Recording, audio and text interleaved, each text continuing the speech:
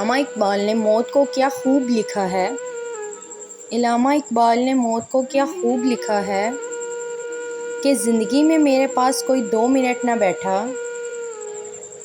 لیکن آج سب میرے پاس بیٹھے جا رہے تھے۔